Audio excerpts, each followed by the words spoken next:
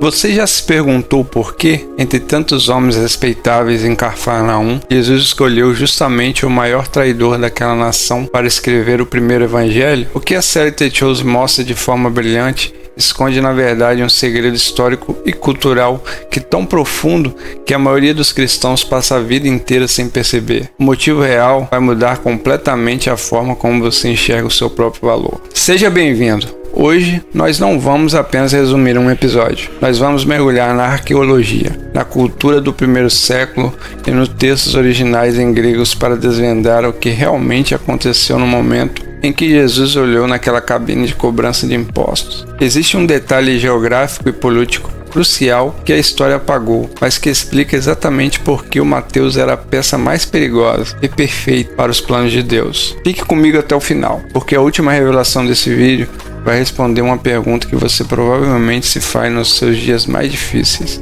Capítulo 1. O homem mais odiado da Galileia. Para entendermos o impacto chamado Mateus, nós precisamos esquecer a imagem romântica dos santos em vitrais de igrejas. No primeiro século, sob o domínio do Império Romano, existiam duas classes de cobradores de impostos: os Gabibai, que recolhiam impostos gerais, e os Monqueris, que os operavam cabines alfandegárias. Mateus era Monqueris. Isso significa que ele não apenas tirava o dinheiro do seu próprio povo, ele ficava posicionado nas fronteiras, nas grandes rotas comerciais, como as vias marítimas. Ele retirava as bagagens dos seus irmãos judeus, confiscava as mercadorias e cobrava taxas abusivas determinadas por ele mesmo para enriquecer a si mesmo e a Roma. Para os judeus da época, Mateus não era apenas um pecador, ele era um apostata, um traidor da pátria, alguém considerado espiritualmente morto e legalmente incapaz de testemunhar em um tribunal. De acordo com o historiador Flávio Josefo, os cobradores de impostos eram colocados no mesmo nível social de assassinos e ladrões, mas havia algo que Mateus possuía que nenhum outro discípulo tinha, algo que Jesus precisava desesperadamente para que a mensagem do reino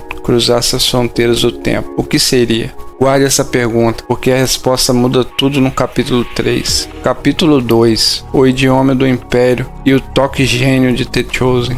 A série The Chosen retrata Mateus com traços de neurodivergência, uma escolha artística genial, que destaca sua obsessão por números, dados e registros visuais. Mas se olharmos pelo prisma histórico, a mente de Mateus era uma máquina de precisão burocrática. Como um funcionário público romano de alto escalão, em uma rota internacional, Mateus era obrigado a ser influente em pelo menos 3 idiomas: o aramaico local, o hebraico litúrgico e, crucialmente, o grego antigo. Enquanto Pedro, André, Tiago e João eram pescadores analfabetos na Galileia, homens práticos, mas sem instrução formal, como o próprio livro de Atos dos Apóstolos, capítulo 4, versículo 13, confirma ao chamá-los de homens iletrados e comuns. Mateus dominava a arte da escrita rápida, o arquivamento e da estrutura lógica.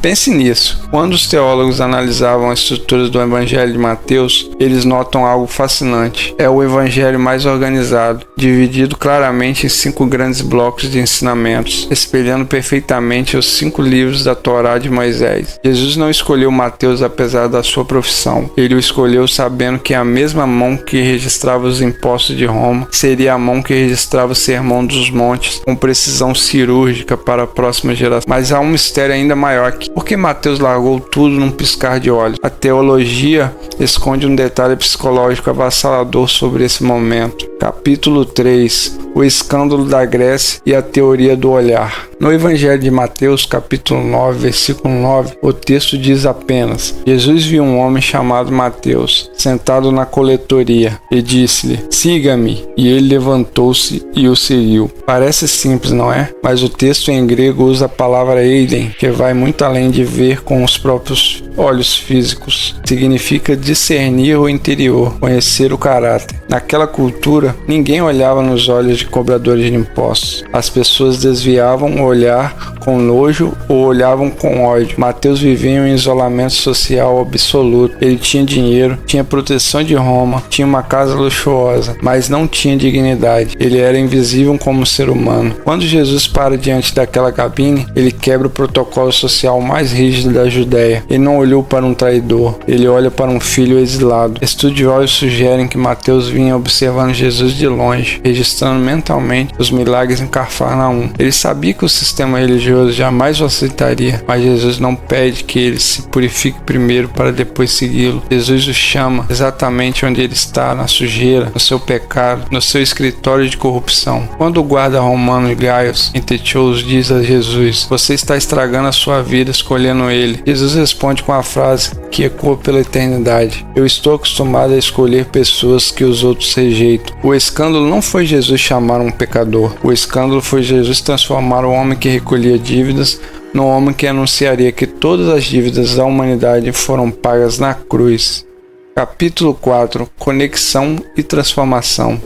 A história de Mateus não é sobre um homem que vivia há 2000 anos. É sobre você. Talvez você já tenha se sentido como ele, rotulado pelos seus erros do passado, isolado pelas suas próprias escolhas, ou sentindo que a sua história está tão manchada que até Deus desviaria o olhar de você. Muitas vezes, a religião nos diz que é preciso alcançar um padrão inalcançável para sermos aceitos. Mas o Evangelho de Mateus nos prova o oposto. Jesus entrará no seu local de dor, a sua cabine de isolamento, olhar nos seus olhos e diz: "Eu sei o que você fez, eu conheço os seus traumas, mas eu não vejo apenas quem você é, eu vejo quem você pode se tornar nas minhas mãos." A caneta que uma vez serviu para o egoísmo, para a opressão, nas mãos do Mestre, escreveu o livro que abre o Novo Testamento e que já transformou bilhões de vidas. O que você tem hoje que considera um erro ou uma fraqueza pode ser exatamente a ferramenta que Deus quer usar para manifestar a glória dele no mundo. Não importa se você está sentado hoje, o convite para começar continua o mesmo: siga-me.